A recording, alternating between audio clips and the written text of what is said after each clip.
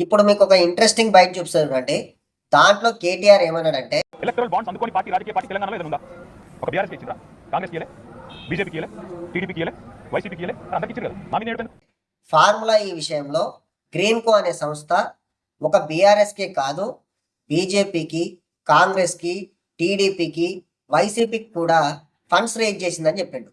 అది electoral bonds రూపంలో raise చేసిందని చెప్పిండు. అయితే దీంట్లో మెయిన్గా బీఆర్ఎస్కు ఎక్కువ ముడుపులు అందినాయని చెప్పి కేసు ఫైల్ చేసి ఏసీబీ వాళ్ళని ఇంట్రాగేట్ చేయడానికి ట్రై చేస్తుంది. ఎవరిని? కేటీఆర్ గారిని. కేటీఆర్ గారిని ఎలాగైనా అరెస్ట్ చేయాలన్నదే బీజేపీ కాంగ్రెస్ ప్రధాన ఎజెండా మెయిన్గా. అయితే ఇక్కడ ఎలక్టోరల్ బాండ్స్ అనే విషయం ఉంది చూసారా, అదే మెయిన్ టాపిక్ ఇప్పుడు మనకు. ఈ ఎలక్టోరల్ బాండ్స్ అనేవి ఫస్ట్ రేజ్ చేసిందే బీజేపీ. 2017-18 బడ్జెట్లో అవి రేజ్ చేసి, అసలు ఎందుకు రేజ్ చేశారంటే ఫస్ట్ కాంగ్రెస్ ప్రభుత్వంలో ఫండ్స్ రేజ్ చేసేవాళ్ళు.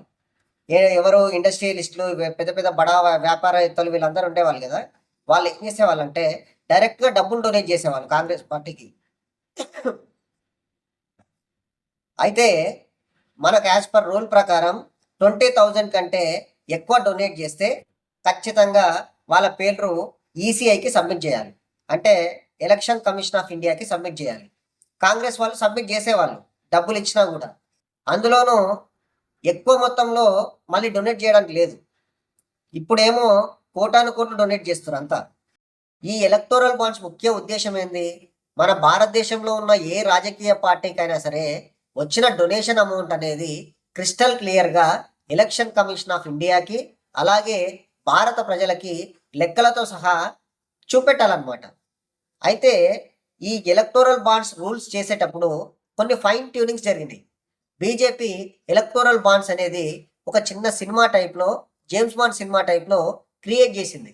దీంట్లో మెయిన్గా ఎలక్టోరల్ బాండ్స్ అనేవి స్టేట్ బ్యాంక్ ఆఫ్ ఇండియాలో కొన్ని బ్రాంచెస్లో అవైలబుల్లో ఉండేటట్టు పెట్టారు. అవి 1000 రూపీస్ నుంచి 1 crore వరకు ఉన్నాయన్నమాట. అయితే దీంట్లో ఒక మ్యాజిక్ పాయింట్ కూడా ఉందండి. ఎవరైనా సరే ఏమనుకుంటారు, జనరల్గా తక్కువ రేటు ఉన్నవే ఎక్కువ అమ్ముడుపోతాయి అనుకుంటారు కదా. కానీ ఇక్కడ జరిగింది ఏంటంటే ₹1,00,00,000 ఉన్న బాండ్లే ఎక్కువగా అమ్ముడుపోయినాయి. దాదాపుగా 2018 నుంచి 23 మధ్యలో 14,000 బాండ్లు పోయినాయి అన్నమాట. అంటే డొనేషన్లలో వచ్చిన అమౌంట్ దాదాపుగా కొన్ని వేల కోట్ల రూపంలో ఉందన్నమాట.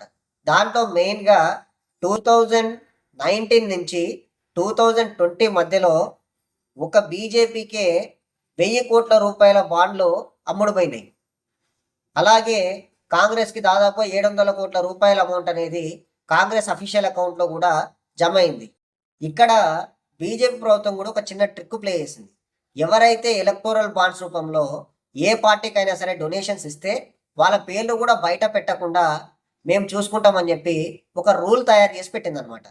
అంటే ఇప్పుడు బీజేపీ పార్టీకి ఎవరైనా డొనేషన్ ఇచ్చారనుకోండి, వాళ్ళ పేరు బయటికి చెప్పదు. ఇక వాళ్ళ అకౌంట్లో ఎన్ని వేల కోట్ల రూపాయలైనా జమ కానీ వాళ్ళ పేర్లు బయటికి చెప్పాల్సిన అవసరం లేదు. ఎలక్షన్ కమిషన్ ఆఫ్ ఇండియాకి చెప్పాల్సిన అవసరం లేదు, భారత ప్రజలకు అంతకంటే చెప్పాల్సిన అవసరం లేదనమాట. ఈ రూల్ వల్ల ఏం జరిగింది? ఎవరైతే ట్యాక్స్ పే చేయాలనుకుంటున్నారో, ట్యాక్స్ పే చేసే వాళ్ళు ఉంటారు కదా, బడా బడా వ్యాపారస్తులు, వాళ్ళు డొనేషన్స్ ఇచ్చేసారు ఏ పార్టీ నచ్చితే ఆ పార్టీకి. దానివల్ల ఏం జరిగింది? ట్యాక్స్ పేయింగ్ అనేది ఆ ఇయర్స్లో చాలా వరకు తగ్గుకుంటూ వచ్చిందనమాట. అంటే డొనేషన్ ఇస్తే ట్యాక్స్కి ఎగ్జంప్షన్ ఉంది మన ఇండియాలో. ఈ డొనేషన్స్ ఇచ్చారు, ట్యాక్స్ పే అయ్యారు. బీజేపీ లాభపడుతుంది, కాంగ్రెస్ లాభపడుతుంది, బీఆర్ఎస్ లాభపడుతుంది. కానీ భారతదేశ ప్రజలకు ఎలాంటి ఉపయోగం లేదు. వీళ్ళు గవర్నమెంట్కి ట్యాక్సులు కడితే భారతదేశ ప్రజలకు ఆ డబ్బును పంచుతుంది గవర్నమెంట్, ఏదైనా డెవలప్మెంట్కి వాడుతుంది. కానీ పార్టీలకు కడితే ఏమొస్తుంది? పార్టీలే లాభపడతాయి. ఏ పార్టీలు ఎవరైతే ఉన్నారో వాళ్ళే వాళ్ళ ఖర్చులు, వాళ్ళ క్యాంపెయినింగ్ చూసుకుంటారు. కానీ దేశ ప్రజలకు ఒరిగేది ఏం లేదు. కొంతమంది మేధావులు ఉంటారు కదా, వాళ్ళు కోర్టులలో కేసు ఫైల్ చేశారు. సుప్రీంకోర్టు ఏం చేసింది? ఎలక్షన్ కమిషన్ ఆఫ్ ఇండియాకి ఖచ్చితంగా మీరు పేర్లు చెప్పాల్సిందే అని చెప్పి తీర్పిచ్చింది. సో నేను చెప్పేది ఏంటంటే కేటీఆర్ గారిని అనవసరంగా ఫార్ములా ఈ విషయంలో బీఆర్ఎస్ పార్టీకి 41 కోట్లు గ్రీన్కో అనే సంస్థ ఇచ్చిందని అనవసరంగా బురద జల్లే ప్రోగ్రాం పెట్టుకున్నారు. కానీ తప్పు చేసిందంతా కేంద్ర ప్రభుత్వాలు, ఇక్కడ ఉండే రాష్ట్ర ప్రభుత్వం అనవసర కేసులు పెట్టి కేటీఆర్ నిరికించాలని చూస్తున్నాయి. అంతేగాని దేశ ప్రజలకు లాభమయ్యే పని చేద్దామని కానీ ఏది ఎక్కడ ఆలోచించట్లేదు వీళ్ళు.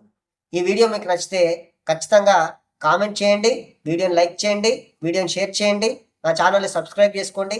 జై హింద్, జై భారత్, జై తెలంగాణ.